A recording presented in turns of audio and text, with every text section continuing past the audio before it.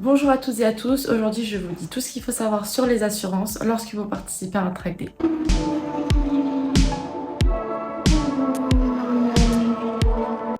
Nous allons voir dans un premier temps les journées sur circuit privé, donc comme les nôtres, puis le cas particulier et des manifestations ouvertes au public.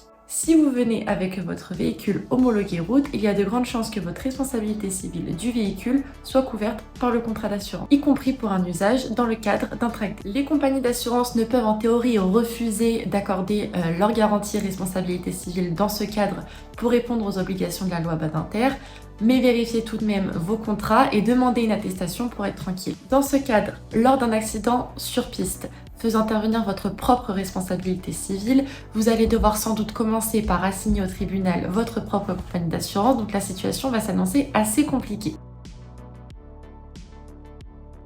Concrètement, la responsabilité civile va couvrir les dommages corporels et matériels causés aux tiers, c'est-à-dire mon passager, les commissaires de piste, les autres participants, mais aussi les infrastructures du circuit ainsi que les véhicules des coparticipants. En clair, ça va tout simplement couvrir les dommages corporels et matériels causés aux autres, mais pas au conducteur qui est lui responsable de l'accident et de son propre véhicule. Pour vos propres dommages, maintenant, il faut vérifier que votre garantie dommage tout accident ne va pas exclure la pratique sur piste, sachant que quelques compagnies d'assurance contribuent à couvrir ce risque. Vous avez soit par l'application de surprime temporaire, soit tout simplement en inclusion dans le contrat. Vous avez aussi la possibilité de souscrire à une garantie corporelle du conducteur complémentaire qui va intervenir pour indemniser les dommages corporels du conducteur qui a causé l'accident en cas de décès ou d'invalidité. Il est aussi bon à savoir que cette garantie est possible qu'elle soit déjà incluse dans votre contrat. En revanche, seulement pour la voiture qui est assurée. Ce qui veut dire que si vous roulez avec la voiture d'un ami, vous ne serez pas couvert par cette garantie. Pour ce genre de véhicule, vous pouvez prendre contact avec des compagnies spécialisées comme Pole Position Assurance pour assurer votre véhicule à l'année ainsi que pour le stockage et le transport. Maintenant, pour les besoins ponctuels, lorsque vous faites des track days seulement de temps en temps, vous pouvez aussi vous rattacher à notre propre assurance de responsabilité civile sur circuit pour la journée. Donc cette garantie va couvrir les dommages corporels causés aux autres, c'est-à-dire les commissaires de piste, les autres participants, les passagers, à l'exception du conducteur responsable de l'accident. Elle va couvrir également les dommages matériels causés au circuit. En revanche, elle ne va jamais couvrir les dommages matériels causés au véhicule des autres participants. Je vous laisse maintenant avec une interview pour que vous puissiez un peu plus comprendre en cas concret ce que je viens de dire et on se retrouve après.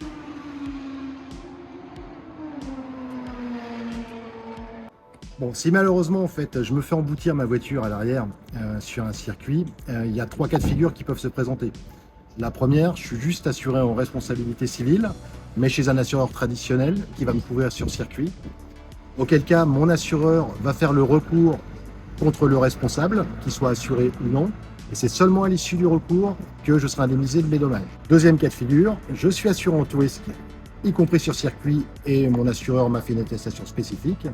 Auquel cas, mon assureur va m'indemniser dans un premier temps, va ensuite se retourner pour faire le recours contre le tiers responsable, et je pourrai récupérer à ce moment-là ma franchise. Mais au moins, dans un premier temps, je vais être indemnisé. Je n'ai pas à attendre en fait que le recours aboutisse.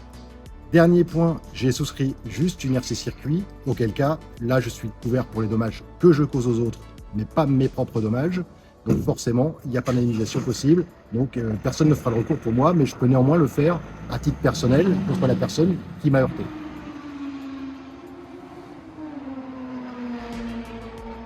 Si malheureusement j'ai été trop optimiste et que je sors de la piste et que je vais causer des dommages au rail ou aux murs de pneus, en fait, ou aux infrastructures du circuit, de la même façon, si j'ai souscrit une assurance RC circuit à la journée, les dommages que j'ai causés aux infrastructures sont bien couverts, donc là-dessus, il n'y a aucun souci.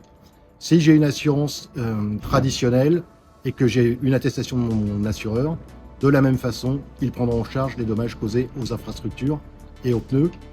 Alors attention, si jamais j'ai juste une RC circuit, je vous rappelle que je ne suis pas couvert pour les dommages matériels que je cause aux autres participants. C'est-à-dire que si je vais endommager le véhicule d'un autre participant, je ne suis pas assuré. Ça ne veut pas dire que je ne suis pas responsable, ça veut dire que je pourrais payer sur mes fonds propres les dommages que je peux causer à quelqu'un d'autre. Donc soyez vigilants à ce sujet. J'espère que la vidéo vous aura plu, j'espère que vous êtes un peu plus calé au niveau des assurances. Et sinon on se retrouve sur piste ou dans une prochaine vidéo avec Journée Circuit.